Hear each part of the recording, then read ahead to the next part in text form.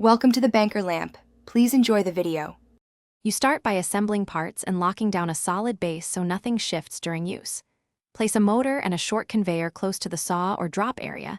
This reduces tugging and misfeeds. Once done, install a splitter or funnel on the input so logs align. This prevents jams. Make sure wiring runs from the motor to a toggle or timer you'll use. Clean routing saves frustration. This gets you straight into building with stable geometry and minimal rework.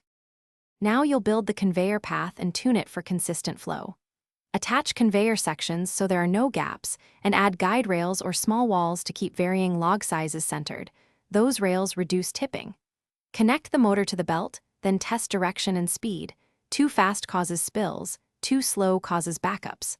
Once running, tweak alignment pegs to nudge logs toward the unloading point.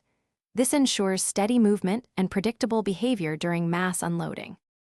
Finish by securing an output chute that funnels logs into a crate or truck, and install a stop gate to prevent overflow.